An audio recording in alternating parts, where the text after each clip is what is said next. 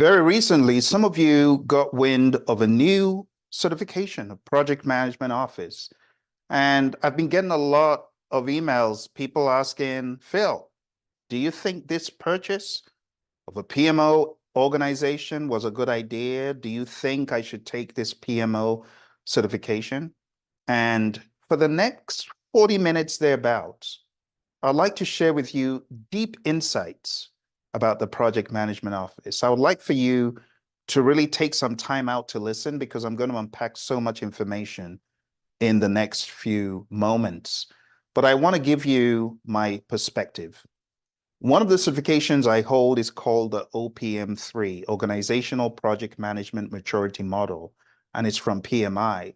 So my understanding of PMOs and my experience of PMOs is quite vast. I've worked for various PMO types, everywhere from a level 1, which I'll say is very elementary, all the way to level 5, which is everything. Tools like earned value, weekly board meetings with C-level and senior executives. So I have great insights as to what exactly makes for a great PMO. Remember, I've also worked with a lot of government entities and I've seen how their PMOs survive and some of the things they've done. And I've also worked with private firms who actually ditched the idea of the PMO in favor of communities of practice, COPs, and centers of excellence, COEs, and new, a lot of firms gravitating towards the concept of VDOs, value delivery offices. We also have a keen understanding of hybridization today, which means a consideration for agile and predictive, not just predictive. And that means the way we did things in traditional PMOs or the way things were done will not fly in 2024 and beyond. There has to be a consideration of the unique circumstance that each organization is going through.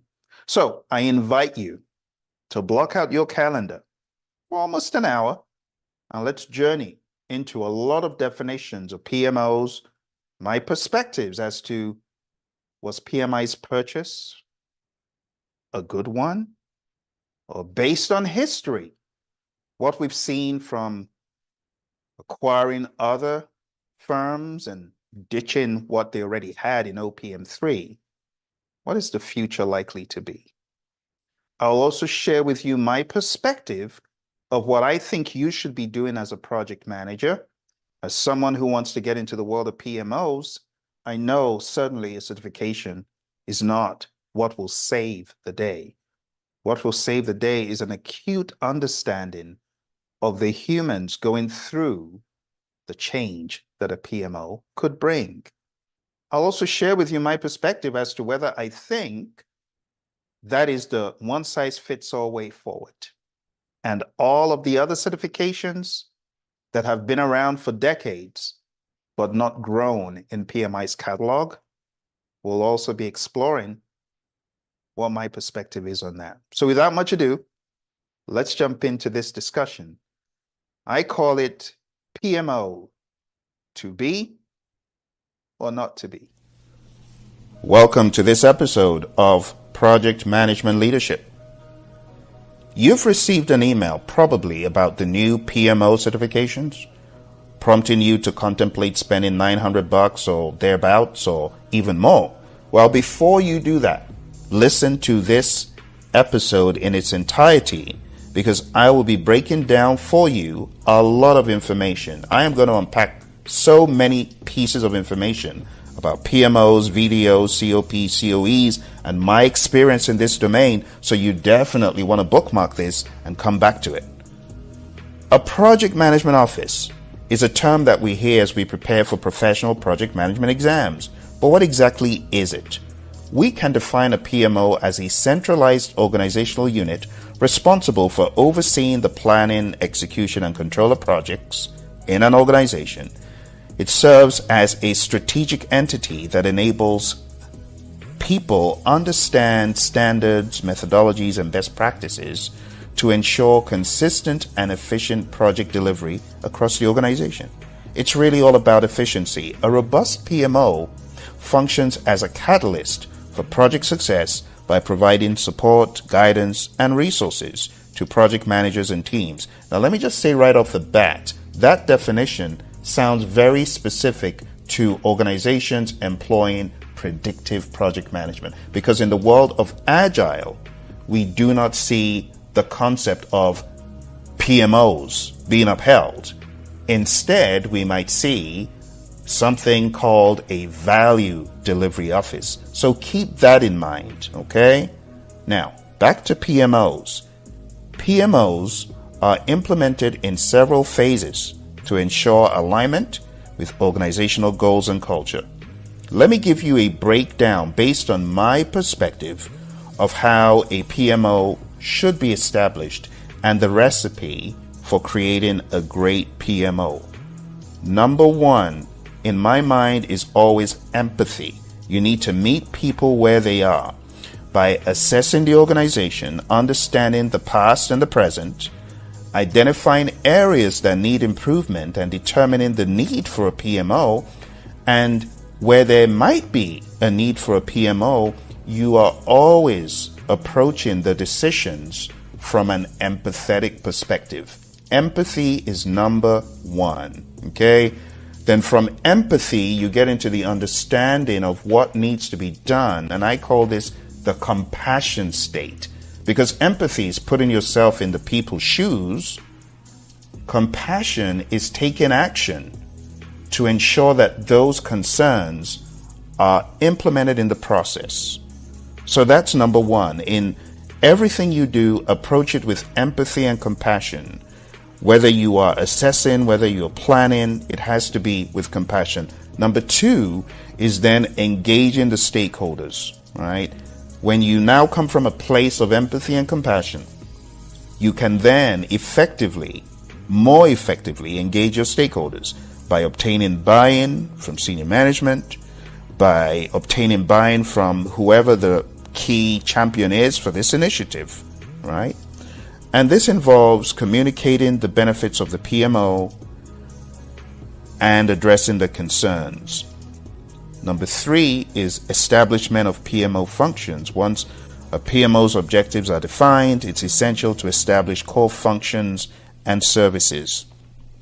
This could include developing project management methodologies, providing project management training, facilitating resource allocation, creating project management tools. I'll give you a quick story. A student of mine said, "Phil, I've been tasked with a PMO and I don't have any documents. What should I do?" I remember you said there's some free templates. So I gave him a link. The link is tinyurl.com/Sigma PMO. He went over there and pillaged a whole lot of the templates and rebranded the templates with the company name. Anyway, he became a hero. He became a folklore hero of legend, and he got promotions. Because it's very important as you establish in PMOs, once you've done everything from the empathy and the engagement, and you're now into, okay, what tools are we going to use? You want to make sure that your tools are on point. You got to have tailored tools. And you could go to that link. It's still alive till today. Then we talk about resource allocation and staffing. Allocating resources, staffing the PMO with skilled professionals, that is crucial for its effectiveness. And PMO staff may include project managers, portfolio managers, analysts, support personnel, people like that with expertise in project management. And then we move into the area of standardization, standardizing project management processes and tools. And this is fundamental, right? So when you have a big bucket of tools, you got to make sure that they are somewhat standard for projects of a certain type. And this involves defining project management frameworks, templates, guidelines, and so on, becoming more specific about it. But at this point, you also want to bring in people for the discussions, bring in project managers who will be using those tools and make them part of the process. Number 6 would be performance measurement and improvement. This is very big in one of PMI's previous certifications that I obtained called the OPM3, Organizational Project Management Maturity. We're very big in understanding the key metrics, the KPIs, to measure the organization's project management performance. You want to do the same at the PMO level, right? Because PMOs could be departmental, they could be by business unit, they could be organization-wide. But whatever you do, make sure that the metrics do matter, right? regular performance reviews, feedback mechanisms. This helps at stage 6. Stage 7 is what we call change management and adoption. And honestly, the management of change is the biggest thing in any PMO implementation. In fact, I would encourage you, if you are looking to be a great PMO change leader, you might want to go to projectmanagementdoctor.com/change lead, because we're having a seminar that focuses on the core things that matter in any change management process. And this is no different. See, so change management, you have to approach it from a humanistic perspective. Otherwise, your PMO implementation will fail each and every time. I've seen this across the board. I've seen this in Fortune 500s. I've seen these in smaller companies. If there is no change management leadership, that implementation will fail. So managing organizational change and fostering adoption of PMO processes and methods is crucial for success. And that's why my step 1 was empathy, because that is what matters. It's not about the tools. It's not about the processes. You could have all that. But if you do not approach it from a humanistic perspective with consideration for the people going through the change, it will fail. Okay? So, based on what I've shared with you, my friends, this is the recipe. I'm sharing this with you so that if you're looking to implement a PMO right off the bat, you will hit the ground running with these tips and tricks before we talk further about certifications that have been made recently available. Okay? So based on what I just shared, the recipe for a great PMO, number 1 is focus on people and culture. No matter how great a project manager you are, program manager, if you do not have a focus on people and culture, your PMO implementation will fail. So you want to emphasize the importance of human interactions, leadership, change management skills within the PMO. Okay, if you're setting up a PMO, you got to get your people trained in leadership, humanistic ideas. All of this will help the longevity of the PMO. You need to cultivate a collaborative and supportive culture that encourages innovation and continuous improvement. You also need to focus on alignment with organizational goals. Ensure that the PMO's objectives and initiatives are closely aligned with the organization's strategic priorities and business objectives. This alignment enhances the PMO's relevance and contributions to overall organizational success. Focus also on flexibility and adaptability. Recognize the dynamic nature of projects and adapt PMO processes and methodologies accordingly. Strive for flexibility in project management approaches to accommodate changing project requirements and environments. If you have a PMO that's just a stick in the mud, it has to be predictive all the way, that PMO will fail. There has to be considerations for agile. That needs to be first and foremost. That needs to be discussed because the PMO itself needs to be flexible and adaptable. Not only should they uphold agile practices in their projects, they should be agile themselves. Number 4, as far as the recipe for a great PMO, is continuous learning and development. You got to invest in the ongoing learning and development of PMO staff to keep pace with the evolving project management practices and technologies. Encourage certification in project management, professional development opportunities to enhance skills and capabilities. These skills need to be more humanistic. They need to be more leadership, more team-driven, because you can have the best of project managers in a PMO, but if they're not working together, that PMO will fail. Number 5, focus on value delivery. The focus of PMOs needs to be on value delivery. Even the PMI have emphasized this in their publication. So, focus on value by emphasizing outcomes and benefits realization. Ensure that PMO initiatives contribute to tangible business value and ROI. The summary of what I've said for this first half is a great PMO is characterized by its ability to come from an empathetic standpoint, aligning with organizational goals, providing valuable support and guidance, not in a draconian way, but in a servant leadership way to project managers and teams to drive continuous improvement, to drive excellence in project delivery and outcomes by focusing on people, culture, alignment, flexibility, learning, ownership, and understanding that for the PMO to survive, you need to be more humanistic in your approach, understanding the way change works, going through the stages of change that happen mentally, and bringing people along for the ride, not shoving them into the subway, but inviting them to come along for the ride. See, so it's very important through any PMO implementation to always put people first. Okay, now let's move into the certification, because I know that's why a lot of you are listening this far. So thank you for listening to how to get a great PMO. Now you understand what it entails. Now we can talk about the certification. Okay, so the primary beneficiaries of this new PMO certification are individuals aspiring to secure roles within a project management office. This is very distinct from traditional project management positions.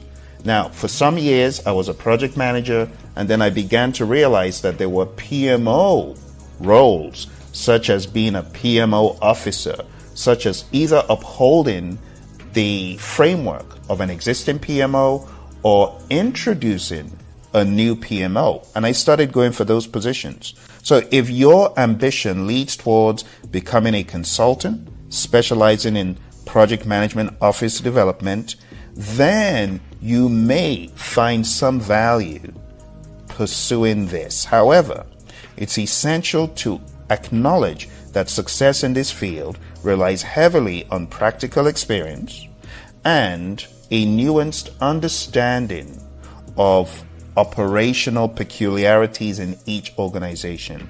I know this firsthand because I've helped scores of entities, government side, private side, implement ideas for their project management offices.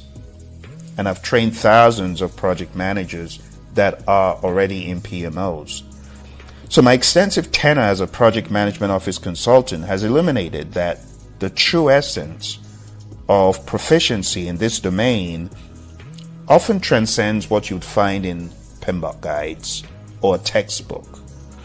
And therefore, if you are really interested in this area, seeking mentorship and practical guidance from a seasoned professional such as myself may prove to be more beneficial than solely relying on certification credentials. Because you could get all the certifications in PMO and you could still be inept in the people piece, in the leadership piece. You see, emphasizing human dynamics and pragmatic understanding over mere certification, I will stress the importance of focusing on the intricacies of project management consultancy. It's not about the certifications you have. When rubber meets road, it's how well do you relate with a client? How well do you relate with the stakeholders that need to go through the process of PMO development? It's not about the certification, I must say. It's not about the tools and the techniques, no. It's about the leadership. So while certification may hold merit, it should not overshadow the significance of cultivating interpersonal skills and a keen understanding of organizational dynamics. Now, I know what you're waiting to hear. So, Phil, will you go for the certification? Well, I won't go for the certification because in the past I have pursued a certification that is all-encompassing of projects, programs, and portfolios from the PMI. It's called the OPM3. So I already have been developed in the understanding of how to implement these. But beyond the OPM3, I have also gone through a lot of coaching in the world of Agile from my mentor, Roy. So I understand the way things work in today's world is pretty different, okay?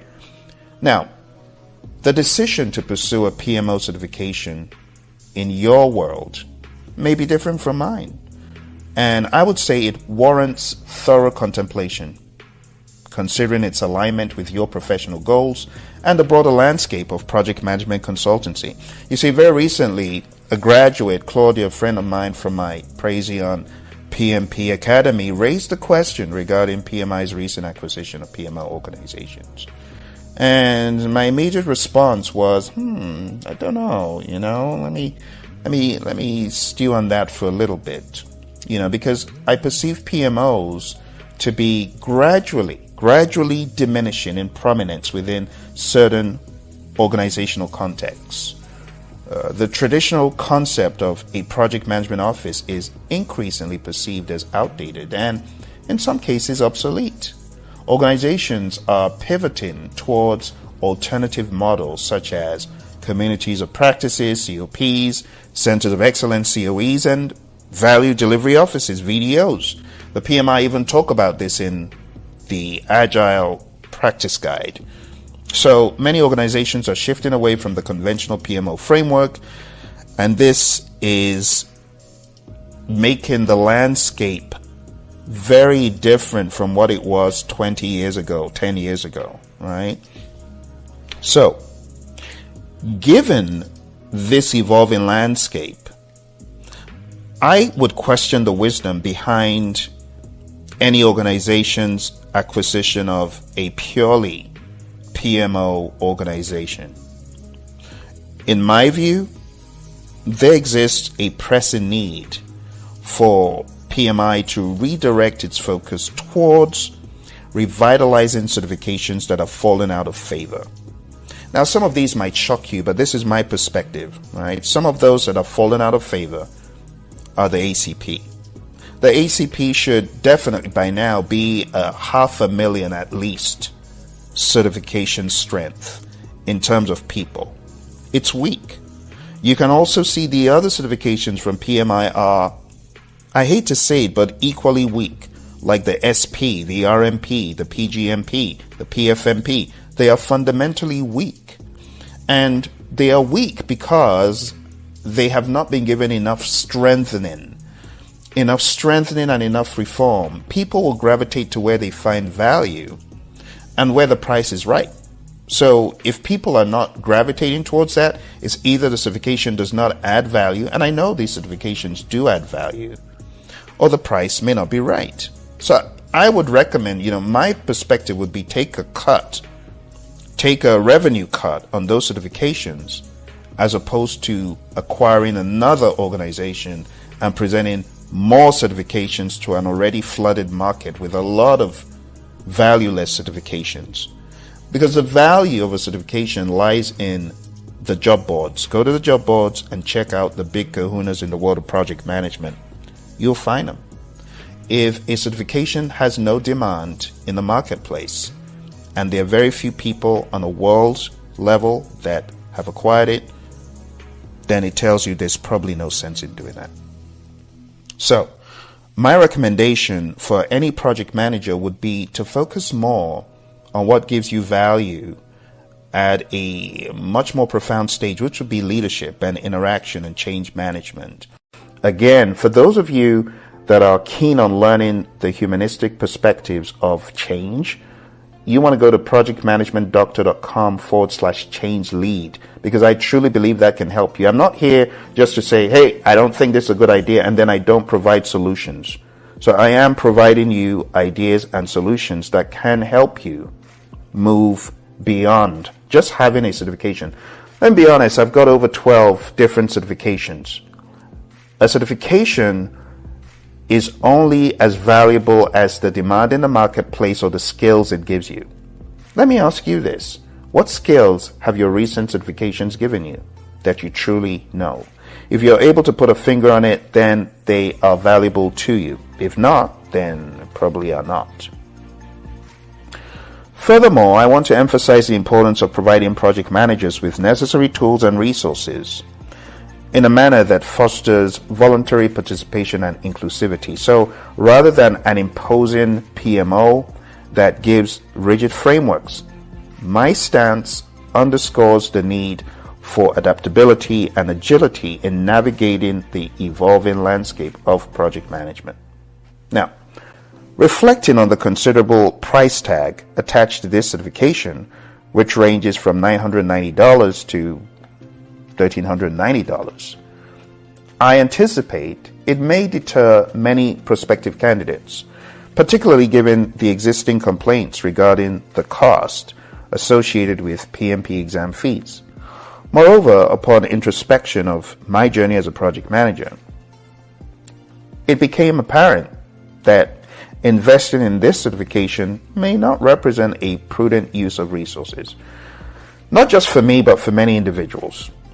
A cursory glance at the job boards, as I said, reveals a prevailing demand for experience rather than certifications, specifically tailored to project management office roles. The market tends to prioritize credentials like the PMP or some other PMI certifications like the PGMP, in some rare instances, over any specialized PMO certifications. Why? Because there is none. Historically, certifications like the PGMP have failed to gain widespread traction, mirroring the projected trajectory of these other certifications. When you take a look at the growth of the PGMP, the PFMP, you can see that the future may not be very bright for these. You also take a look at, in my mind, I hate to say it, failed DA franchise, because it has not gained enough traction. It's not on the job boards. There's no demand. You can tell. You can tell. So, in today's landscape of project management, characterized by the convergence, the marrying of the worlds of agile and predictive, organizational efficiency takes precedence over adherence to specific certification criteria. The emphasis lies on optimizing project management processes rather than merely acquiring certification credentials. Optimization should be key. And consequently, I harbor reservations about the future of this certification, of these certifications, however many they end up being. Right? I really expect the trajectory to be very similar. Now, given these considerations, what I am advocating is a shift in focus towards cultivating leadership skills and fostering personal growth as project leaders. You may find it very strange, but what I gave in the beginning of this talk is what I believe will help at least 50% of project managers succeed in any PMO implementation. It was very brief. I think I gave you about 3 minutes of tips, but the tips I gave you in the beginning, if you take those coupled with the link that I gave you for where you can actually find templates and tools, and by the way, AI does that for you. I've published a number of books on AI recently. I published one on project managers and AI for project managers, and in that book I show you how to prompt the tool to create artifacts for you. Artifacts is really nothing difficult anymore for project managers to generate, because AI tools do it for you, and I have an entire book. You can find it on Amazon, Artificial Intelligence for Project Managers. So that piece about templates is off the table when it comes to PMOs. The most important thing about PMOs, I told you in the very beginning, how to implement these PMOs. And then the next thing I would recommend is becoming very proficient in what exactly leadership is, and change leadership in particular. So rather than fixating on certifications, project managers tend to benefit more from honing their leadership acumen, expanding their portfolio in project management. Ultimately, success in this field hinges on individual abilities to navigate interpersonal interactions that drive meaningful change, transcending the confines of conventional processes and tools. Drawing from my experience with organizations grappling with the efficacy of project management offices, it becomes very evident that not all PMOs are created equal. Many lack the requisite organizational coherence and fail to function as true facilitators of project management. Rather than serving as dynamic enablers, they often devolve into these scary, bureaucratic, draconian, check-the-box, impeding type organizations, rather than facilitating progress. It is sad to say, I remember as far back as 2012, I went into an organization and I recommended, hey, what about a project management office? And they said, Phil, no, doesn't work. The PMO will fail. And it was as a result of an experience they had. This is a company out in Georgia, true story. So, when it comes to PMOs, people first. Now, beyond PMOs, there are many other structures, many other organizations that are aimed at advancing the practice of project management. And I want to share some of those with you right now. Firstly, we have COPs, Community of Practice. The Community of Practice is an informal group that comprises individuals sharing a common interest, expertise, or goal. Collaboratively, they gather to exchange knowledge. They learn from each other and collectively solve challenges. Communities of practice operate in a decentralized manner with a focus on mutual support and knowledge sharing across various subgroups. Next, we encounter the Center of Excellence, COEs. And this is a formal assembly. It's more formal than a COP. The Center of Excellence is comprised of experts renowned for their deep knowledge in a specific domain. I've been fortunate enough to work with organizations that are both into the world of COEs and COPs. COEs strive to enhance and standardize practices within their area of expertise. They serve as custodians of best practices, providing training, resources, and guidance to fellow members of the organization. Unlike hierarchical structures, centers of excellence foster a collaborative environment that may sometimes uphold the idea of supportive interactions as opposed to other carrot and stick alternatives. So you can say that a center of excellence is more theory-minded than a lot of PMOs, to be honest. Because what they do, they ditch the idea of punitive measures and penalizing like some PMOs do for more supportive interactions. So through support and humanistic ideas, they still arrive at the result of excellence. Okay. So let's move on and talk again about the PMO. We just talked about PMOs quite a bit, but we could say they're a centralized entity tasked with overseeing the planning, execution, and control of projects within an organization. PMOs establish standards and methodologies for project management, offering resources, training, and performance tracking to project managers. Their primary objective is to ensure consistent and efficient project delivery. Last but not least, we'll talk about VDOs. This is also mentioned in the Agile Practice Guide, and it's also known as a Value Management Office. This relatively new concept in the idea of Agile and Lean focuses on optimizing the flow of value delivered by the organization. VDOs align projects and initiatives with strategic goals, emphasizing delivery of valuable tangible outputs to customers. And it could also be intangible value as well. Now, while they collaborate closely with PMOs, VDOs prioritize overall value delivery over mere project execution. They are hyper-focused on value.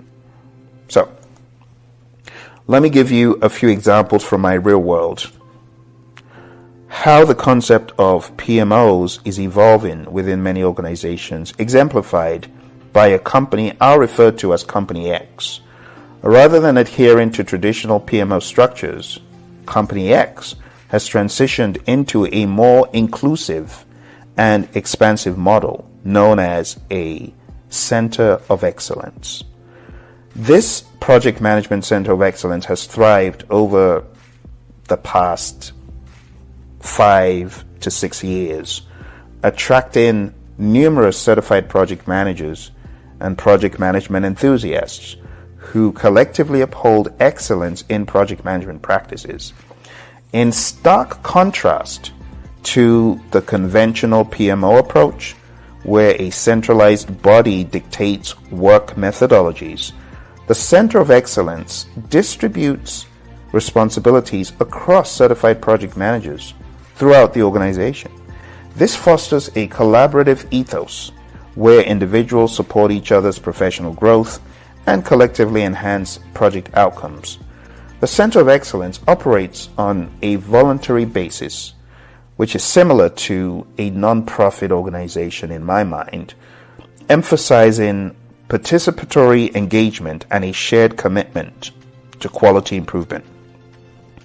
While acknowledging the potential value of PMOs rooted in an inclusive philosophy, I caution against those characterized by rigid control mechanisms that stifle innovation and autonomy. If you are going for a PMO and you say, yeah, Phil, I understand that COEs exist, but my company says it has to be a PMO, just understand that a draconian PMO will run the risk of being perceived as an impediment rather than an enabler. So you don't want that, okay? The other firm that I've been fortunate to work with is Company Y, and they chose a community of practice idea. The community of practice is totally decentralized, and we have people operating in this organizational arrangement merely based on volunteering and mini projects, if you will, which they run in sprints, believe it or not, in sprints. It's very agile, and they do this in cycles by running mini projects to bolster and uphold the organization, to look for weak areas of improvement, and they run many projects to strengthen the firm or the business unit in that area, and they rotate. So they do this in maybe 4 sprints and then move on to the next one, like that. So there are many ways to uphold organizational excellence. It does not always have to be a PMO. Having had the opportunity to collaborate with diverse organizations employing these various models, I've observed the emergence of alternative structures such as the ones I've discussed. So my advice to you before you embark on any certification is to tread very carefully, to tread introspectively. You see, in my project management office experience, having authored a forthcoming book on that dedicated to the subject, my experience spans many firms, even beyond Firm X and Y that I mentioned, where I've encountered PMOs ranging all the way from what I would call a level 1 to a level 5, right? Talking about the intensity and rigor. Some organizations fall short of reaching level 5. Some are perceived as extremely controlling, even though they're not all the way level 5. And what I mean by level 5 is all the way to the point that we are upholding the standard with penalties, and the standards are complex, going into areas such as earned value management to the letter. But you don't need a level 5 type of PMO or entity to succeed. What you do need is to embrace the principles outlined in the Agile Manifesto. And this emphasizes individuals and interactions over processes and tools. So I urge, again, a deeper focus into change management. Success in PMOs hinges on sustaining the vision and adapting to change. I've witnessed instances where adept project managers have leveraged PMOs to achieve significant career advancements, underscoring the importance of understanding human psychology and possessing a wealth of project management artifacts. So, back to the question, should I pursue a PMO certification?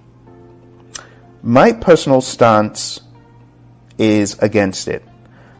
I believe the value it offers does not surpass what can be gained from emphasizing humanistic ideas, leadership, change management, understanding people philosophies, understanding project artifacts, and human psychology. I've already explained that in the past I attained PMI's OPM3, Organizational Project Management Maturity Model. It was like a three-headed beast. We had to do 3 exams. We had an exam on program management, one on project and portfolio management, and one on the actual system that the PMI had developed for assessing PMOs and project management organizations and the organization as a whole. I think discontinuing with that certification, unfortunately, was a misstep by PMI at the time. This was way back. I'm talking about maybe like 7 years ago, 8 years ago. I think it was a big mistake. But instead of pursuing PMO certifications, again, I would advocate for investing time in understanding organizational structures, such as value delivery offices, as I mentioned earlier, COPs, COEs, also studying about PMOs, just by virtue of what is out there.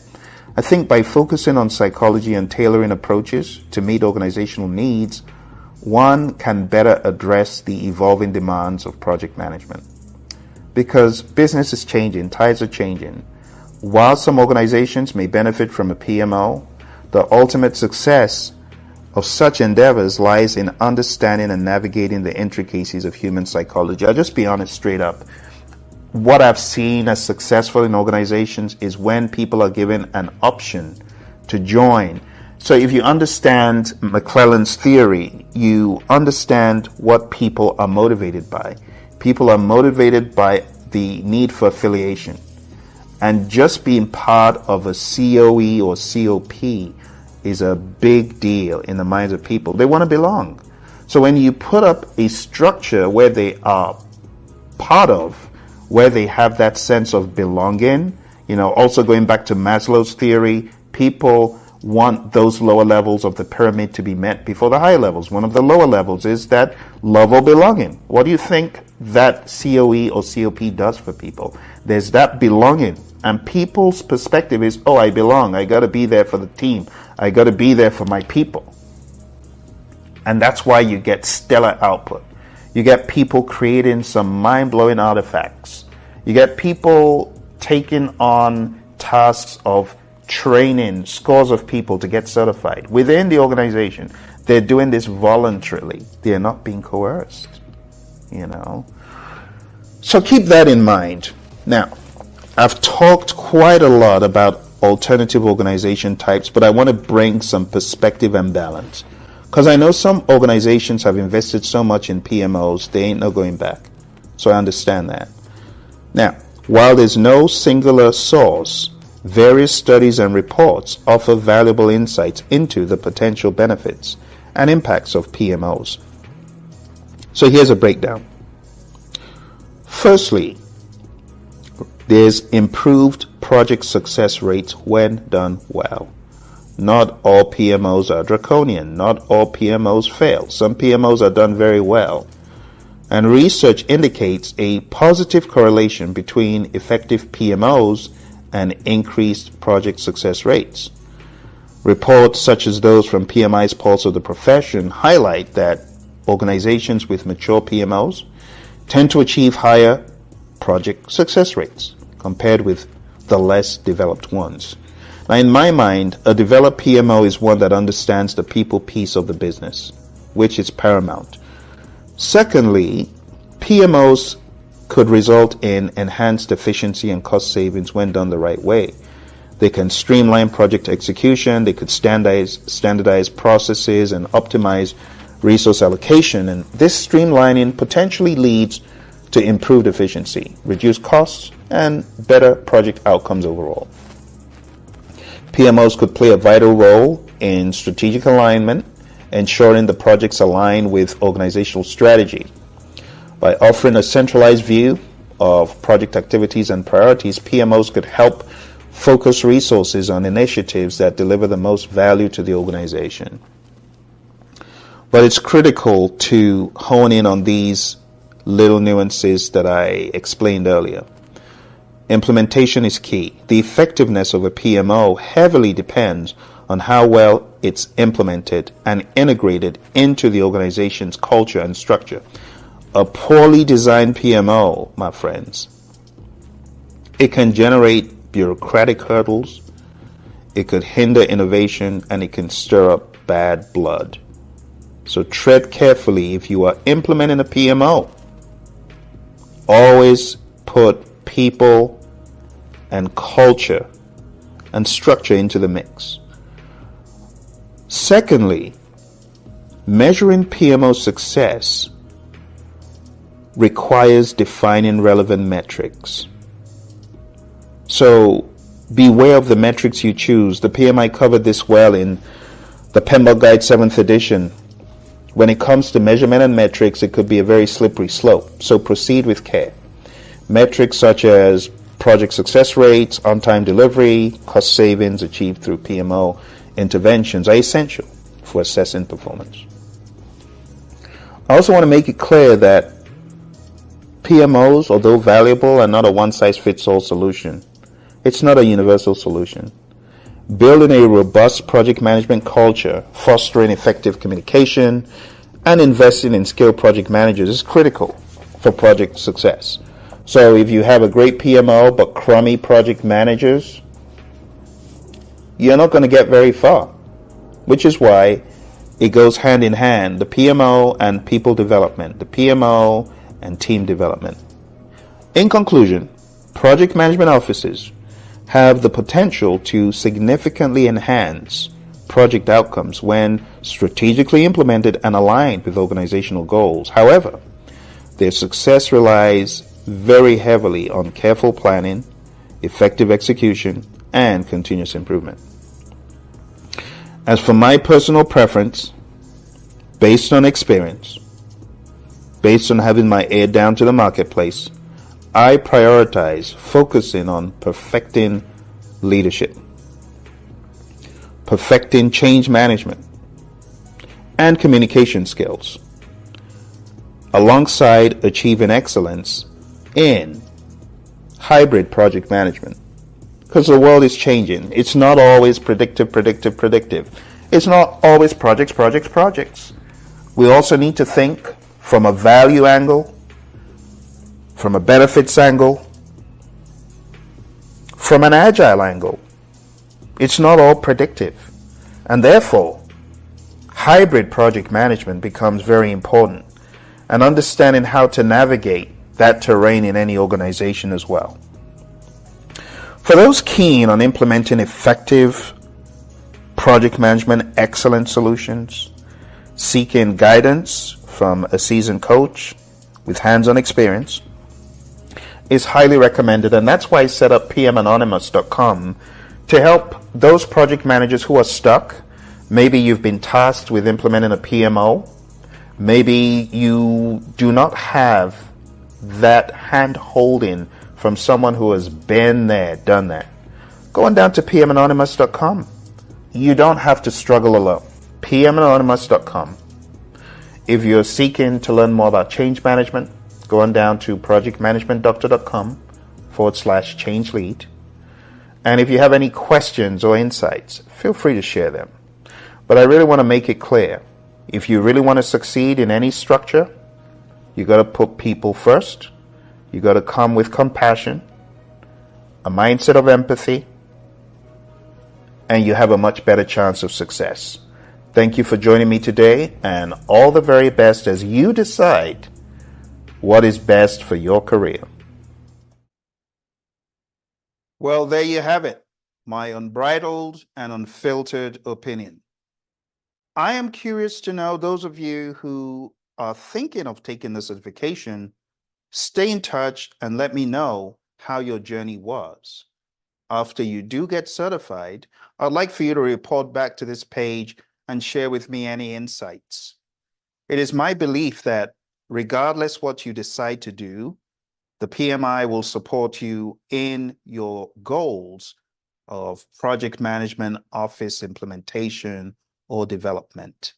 It's also my hope and belief that they will provide ample opportunities for you to test out whatever you learn from the PMI. They're usually good in that. So I want you to understand that what I've shared today is my unfiltered, unbridled opinion about what I think project managers should do, but that is not to say that I don't support what you choose to do. Again, I want to make it clear for those of you who are looking to implement a PMO, bring about the ideas of a project management office, and you want to do so at low cost, go back to the beginning and listen to what I shared as the key tenets for a successful PMO.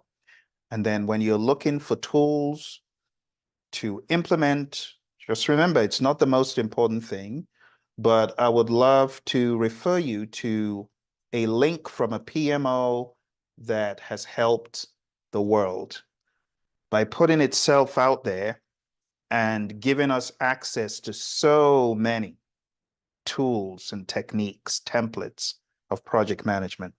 I want to give a huge shout out to the great people at the PMO for the Center for Disease Control and Prevention. Their PMO is the epitome of servant leadership, whether they defined it as that or not, because it gives so many project managers unfiltered access to tons of templates and tools. Again, individuals and interactions over processes and tools, but nonetheless, I think this will help some people who are stuck in finding great tools to use on their projects or in their PMO. So going down to this link, I'm going to blow it up on the screen. And that link is tinyurl.com/Sigma PMO. Feel free to put it in just as that. And this will give you access to over 50 splendid tools that you could begin using today. You don't even need to use them in a PMO. You could use them on your project, whether you belong to a PMO or not. So these are just great tools that project managers have found value from, everything from business cases to project charters, the whole 9 yards. You just take a look. So this is from the Center for Disease Control and Prevention. So if you're ever looking to set up a PMO and you are at a loss for documentation, or you don't know how to utilize AI to create templates for you, well, this is a great repository. I have recommended it over the years, and in the story I just told you, actually it was 2 of my mentees who pilfered and pillaged, for lack of a better word. I mean, it's free, so why not just get the most from it? And that's what they did, and they implemented these in their organizations. They received huge bonuses and acknowledgments. So PMO development is many things. First of all, come with empathy, come with compassion, understand the organizational culture, begin to customize and tailor the tools, give great insights and training and understanding to the people before you begin to roll. And if you're already in motion, keep training, developing the people, help them to synergize, to become the best teams that they could be and the best individuals that they could be. If you're looking for training and coaching, because I know some of you are like, well, Phil, what do I do? I've been told to implement this PMO. I would recommend going over to Project Managers Anonymous, and for short, you can just say PManonymous.com. So go to PM Anonymous. I'm going to put that on the screen here so that you've got that bookmark as well. You know, we have AA for people struggling in other things, but we have PM Anonymous for those people who are looking to get great in their PMO implementations and other things. There it is, PManonymous.com. And it's your one-stop shop for any kind of coaching, development, training in the world of PMO development, project management, you know, whatever you're looking for, this can definitely help you. PManonymous.com. All right. Well, that's it, my friends, for what we have here today. Thank you for joining me. Bookmark, hit like, subscribe, because there'll be more information. I actually have an entire book on PMOs, and I am contemplating releasing that on this channel for free so that those of you who want to learn more and grow can actually get more information at no cost. All right, so thank you very much. I look forward to having more dialogue with you on this channel. Take care. Bye for now.